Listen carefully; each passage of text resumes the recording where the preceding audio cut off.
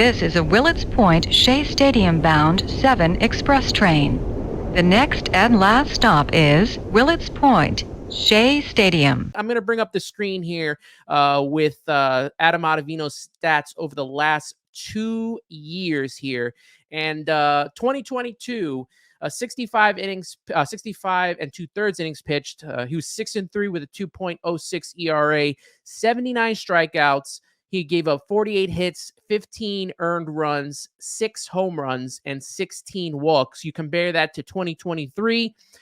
He pitched a few innings less. He was 1-7, a 3.21 ERA, which in our standards of what we saw last year from the bullpen is a pretty good ERA because everyone else was either late 4s, early 5s. We even had some 6s and 7s in the roster. So compare that to everybody else, and he was one of the better people out of the bullpen. Not great, but he was one of the better ones. 62 strikeouts, so his strikeouts went down. He gave up 2 less hits. He gave up more earned runs, almost half the earned runs. He gave up 1 more home run, but all those home runs that he gave up this season seemed to be big ones, and it cost him a lot of games. And then the big problem is the walks. 29 walks in 2023 compared to the 16 walks he gave up in 2022.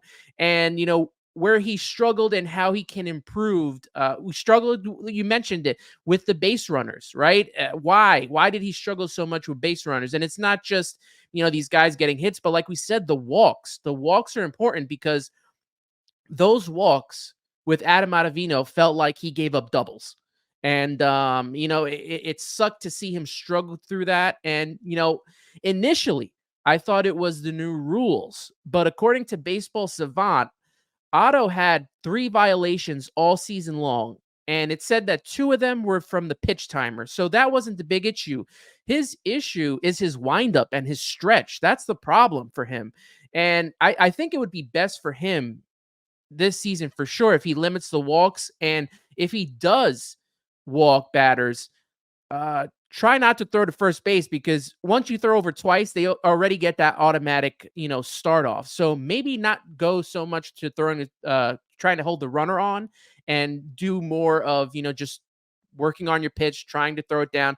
Now, what can he work on with his pitches? What would you guys like to see him improve on this season? And, I want to bring up this because here's a stat. If everyone can see this clearly, and I hope you can, you look at his pitch selection over the 2 years. Just look at his years with the Mets.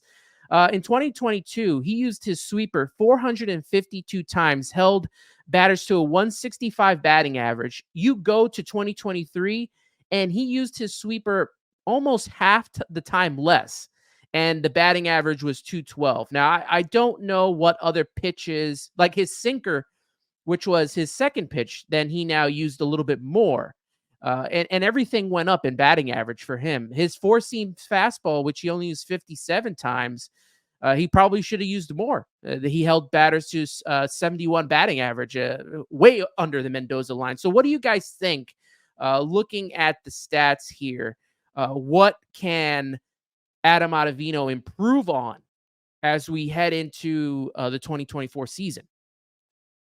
For me, I think it is starting off with that fastball, right? We saw about a 7% clip in terms of the difference in usage from the 2 seasons in 2022 to 2023.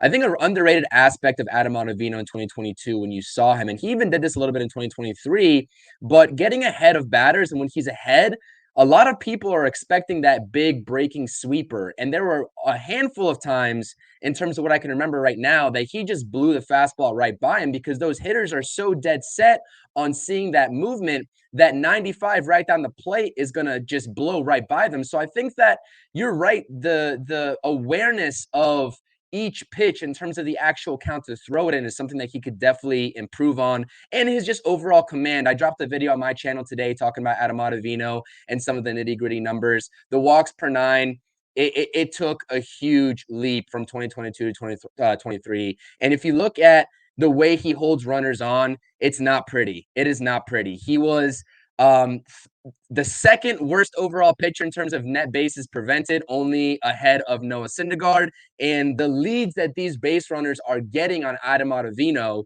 he ranks dead last in. It's about 6.1 feet in terms of these base runners' leads on stolen base opportunities. So they're getting not only huge leads, but huge jumps at the plate. I think he needs to get back to his bread and butter, use that sweeper a little bit more. We saw a 15% discrepancy in those numbers. We were talking about it here before we went live, and I think he'll be fine. Now, like I said, this is where I get a little bit weary in terms of getting out of Adam Ottavino into that setup role. I'm happy that he's back, but in higher leverage situations, especially when you have Edwin Diaz coming back off such a major knee injury, we need to have a lockdown eighth inning. If he walks said batters and continues that trend in 2023, and like you said, those walks turn into automatic doubles with how bad he really is at holding runners on, Carlos Mendoza is not going to have the opportunity to utilize Edwin Diaz for 4 or 5 out saves the same way Buck Showalter did in 2022. So that's my main concern. Although I do think Adam Ottavino can learn from what we just saw in Baseball Savant, I'm already sure this pitching lab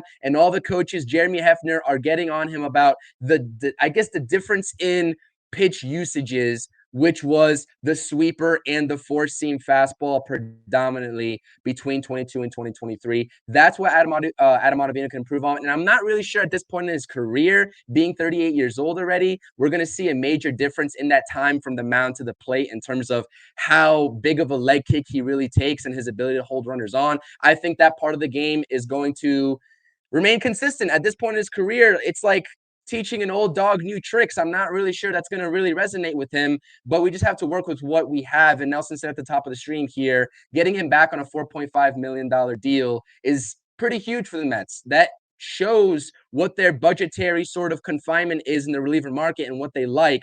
And as we keep talking about these other relievers going in, then we'll talk about what they have left to work with. But I think that we can see a lot of improvement from 2023. And like you said, what is the primary goal here? What is the primary consensus we can take away?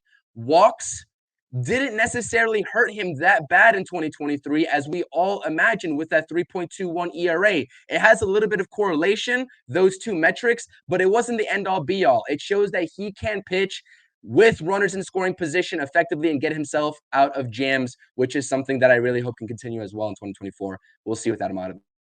Before I get to you, Nelson, yeah, the walks have to somehow get limited like they were in 2022. But, like I said, his pitch selection is going to be very, very important. And I don't know if I'm going to bring it back up again. I don't know if from 2022, some of the pitches that really worked for him, like the changeup, which he threw, I want to say, was it 1, 2, 3, 4 out of the 6 pitches kind of was the same in 2023, but he threw a little bit more. He threw from 75 pitches, and the batting average was 083.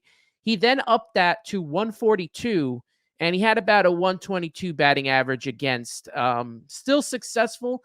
His toughest pitch that he's had the hardest time with last season was the where was it? It's the cutter. That's where he struggled most with. And I wonder if this season he limits that. So maybe there'll be a little bit of a change in the pitch selection. He completely got rid of his slider. If you see on this thing, he really got rid of his slider last season, and that pitch was totally gone in 2023 just for using the sweeper there. But Nelson, what do you think, or what would you like to see improved from Adam Ottavino this season?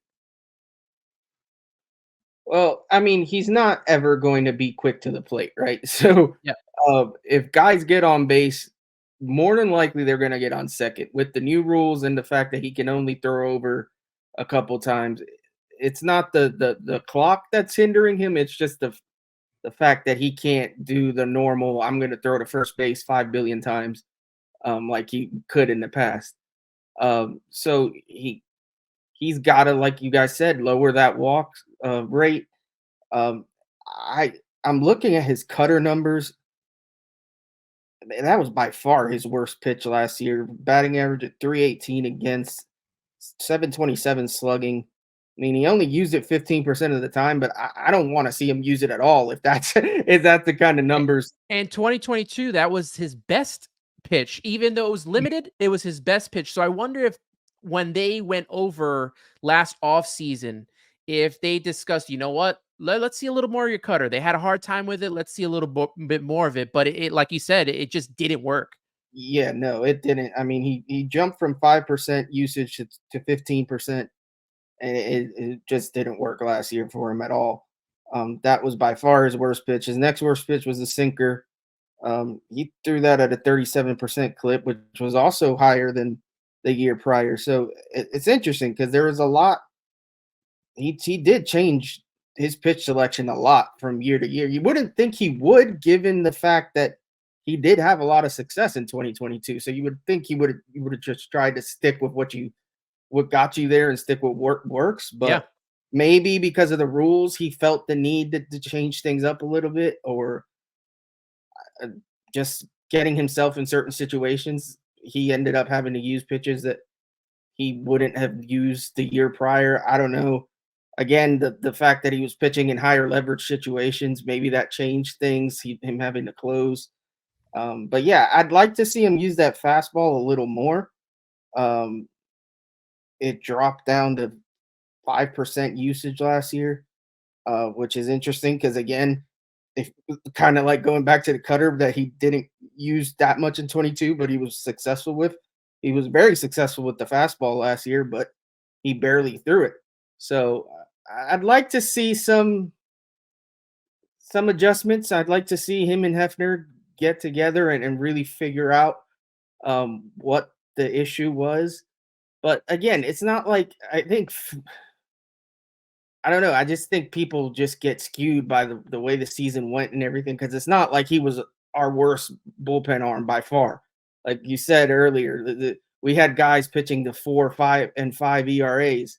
He still threw to a 3.21 ERA, which is pretty good. Yeah. Again, the FIP numbers don't translate necessarily. That was a little higher, but if you look at it, our bullpen as a whole, he was probably one of our best relievers. That's a sad thing to say, but it's just the facts. So hopefully with Diaz back in the fold, with him maybe taking on more of a 7th, 8th inning role than the 9th inning role, hopefully that helps him out.